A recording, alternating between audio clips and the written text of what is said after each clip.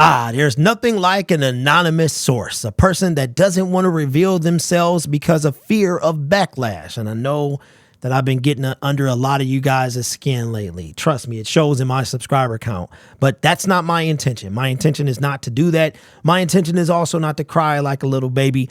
I had a baby once, and I don't think I sound anything like a little baby, but I guess the eye is in the beholder. But nothing like an anonymous person that has something to say, but they want to hide behind the cover of anonymity in order not to get any backlash. And I wanted to talk about this yesterday, but I had a super busy day. And then by the time I got home, I made some different videos. Plus, I kind of wanted the smoke to settle a little bit. There's a lot of stuff coming out. Prior to Detroit did have an article by Jeremy Reisman that I was debating on whether or not to talk about, but I think I'm going to save that one for another day if I attack it at all. But this one here is of the same variety, but of a different variety. And that is that apparently, according to The Athletic, which again, I don't have a membership to, so shout out to the people that do, there were some unnamed NFL executives that think that Brad Holmes was starting to feel himself a little bit. I'm feeling myself, right? Starting to feel himself a little bit. Hopefully they're not feeling like Will, but that he's beginning to get a little too big for his britches. Now, that is a direct quote that is used in this article from regarding the source and what the source said. But this is what they had to say. Now, this is, of course, coming from Pride of Detroit. Shout out to those guys, man. Makes what I do a whole lot easier and possible to the extent that it's done. Says, check this out. Several people in the industry provided their unfiltered draft thoughts to The Athletic's Mike Sando to offer their perspective on where each franchise is heading. When it came to the Detroit Lions, execs compared their method of attack to that of the Kansas City Chiefs, who bolstered their offensive line after losing Super Bowl 55. Says they fixed their problem, but at what cost? An exec told Sando, "You're never one player away." Now, I would assume that he's talking about they fixed their problem. He's talking about the Detroit Lions when it came to the cornerback position, because we wind up taking one in the first round and one in the second round. Our first two picks was defense, and that is what I've been asking for the past few years. But they continued on to say this. I like both those cornerbacks they drafted, but they gave up a lot. Another exec told Sando, I feel they could have waited at 29 and maybe got their guy or taken Kool-Aid McKinstry or Nate Wiggins. Now, I know that my guy, The Dern, was high on Nate Wiggins. Says, while the Athletics writer included a compliment from one person about Detroit's willingness to go for it, another believes Holmes was, quote, acting a little big for his britches. Man, that's tough. That's tough right there. A couple other letters, man. One exec thought the Lions trading a 2025 third-round pick to the Jets for University of BC tackle Giovanni Manu at number 126, and then using another fourth-rounder for combination safety running back Sion Vaki bordered on arrogance, Sando writes. Wow, bordered on arrogance. Now, I don't know why exactly that is. Now, here's why I'm putting it to the people. I want to hear what you have to say. Why do you think the NFL executive said that? Bordering on arrogance. Could it be, this is what I get from that the Detroit Lions had needs and they filled them, but then they still had needs, but they took a chance on a player that probably won't see a lot of time this year, and then kind of a Swiss Army knife safety running back, two other position player, right? So maybe they're saying that you could have gotten this, but instead you did that. So you're giving up capital for next year because you're confident in this year, or you're confident. So I don't know what he's trying to say exactly, but I thought it was very curious. And I wanted to hear what you guys had to say about the anonymous general managers. Now, obviously, you're in a position that if you are a journalist and you have a source, that you're going to keep that source protected. But if I'm the person saying the stuff, why am I hiding? It's because you don't want the smoke that's going to come along with what you got to say, right? And I'll just say this. Jeremy Reisman put out an article yesterday kind of bordering the same thing. And I saw in the comment section of Twitter, he got a lot of backlash. And I do applaud him for that, because this man has to look Brad Holmes in his face.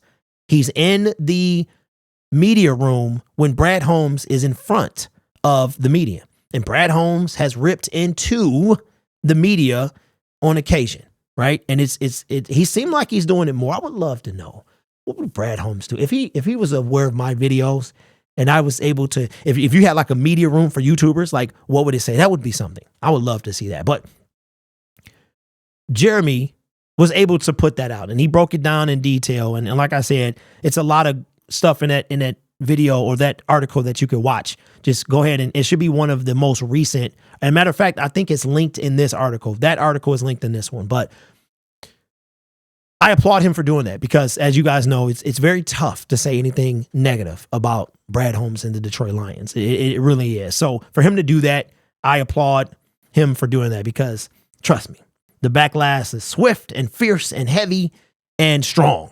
So I get it. But let me know what you think about these anonymous. Do you think there's some jealousy going on? Because these are current, they're not former NFL executive, they're current NFL executive. So is that perhaps why Brad Holmes had the villain shirt on? Is that where the villain mantra came from? Is what other NFL executives are saying about him? Maybe it's some whispers. Maybe it's some chatter, in the back channels of NFL life, that these people, look at that Brad Holmes dude. This guy just traded up for this guy. Who he think he is? $50 million. So let me know your thoughts, man. Interesting to know. And let me know if you read the article as well from Jeremy Reisman and your thoughts on if Brad Holmes is becoming arrogant. I will say this, is that there is a fine line. Do I think he's arrogant? Do I think he's cocky?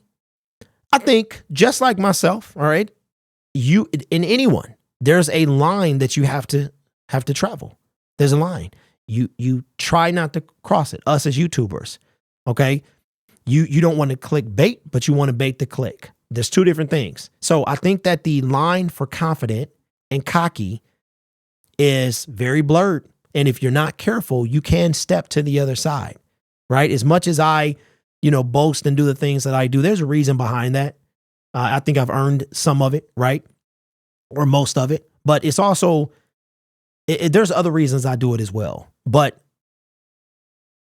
with Brad Holmes and anybody, there's a line that you have to be very, very careful of crossing that line. And believe it or not, I do apply it to myself. I'm not just some robot. I do apply it to myself. Sometimes you got to hold yourself back. I use this, and I'll say this about our general manager, right? And I'll say this about the fan base. The one thing I don't want the fan base to become is the Kansas City Chiefs fan base. They have, oh my God, after 50 years of losing, you think because, okay, you have a dynasty now. 3 in the last 5 years, you have a dynasty. You earn the right to talk a little smack. But to be like you can't be beat, that's one thing. When it comes to Brad Holmes and the fan base and even anybody in life, I use this quote that I think I made it up. I don't think that it was anywhere, but I'm sure I was inspired by someone, right? Is that I've never climbed a mountain. I've never physically climbed a mountain, but I've seen other people climb mountains. They go up Mount Everest or Mount Fuji or something like that. And is it Fuji or Fiji? It's one of them. I think it's Fuji. I don't know, whichever one, put it in the comments below. So you climb up the mountain. And as you get further up the mountain, there are little base camps that you stop at, usually get some rest. And you get to a point where the elevation is so high that the oxygen starts to deplete. And you have to be on oxygen to go up to further. Or when you get to the summit, and when you get to the summit of Mount Everest, you can't stay up there for long periods of time. It's physically unhealthy to stay up there. And what I don't want to happen to Brad Holmes, myself, or this fan base is for us to be on that mountain. I always say this. If you get to the top of the mountain, the higher you get, the peak gets smaller and smaller and smaller. It's not, if you ever seen the top of Mount Everest, it's not a lot to stand on. It's a very small mountaintop. You get up there, you plant your flag, and then you retreat back down to where the air is breathable, where you'll be healthy, where you start to, if you stay up there too long, then you start to run out of oxygen, right? The higher you, if you look at a ladder, and I know I'm kind of preaching right now, but if you go up a ladder, right? The higher you get up that ladder, the more unstable it becomes, the bigger the danger of you falling off. And that's what I do not want to happen with Brad Holmes, because I feel like he feels that he's earned it as well. Never been in a general manager position.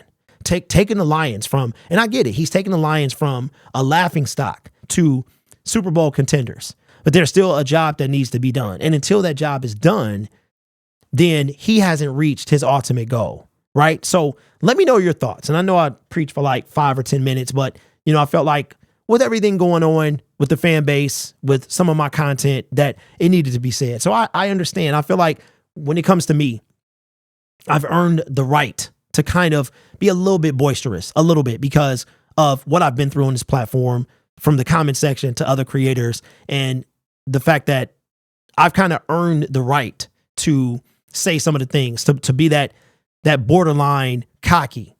But it's more confidence than that. But I know that I can cross the line. I know that I'm human. Everybody wants to feel appreciated and wants to feel respected, right? So, I'm a work in progress. I work on myself all the time. That's what it's about, right? It's about growing as a person and always making sure that you stay grounded. So believe it or not, that is my intent, to always be like that. Still doesn't mean that this channel is not the #1 fan-driven YouTube channel, independent channel on the net. But guess what? That's because of y'all. That's because of y'all. So I owe that to you. I'm always going to keep being myself, but I owe that to you. And even with all the stuff going on, man, y'all still here. Y'all still here. Most of y'all anyway. So let me know your thoughts, man. And let me know how my lesson was. But you guys are awesome, man. This channel is made possible by viewers, subscribers, and members just like you. You guys are awesome. Take care of yourself and each other. And as always, go Lions.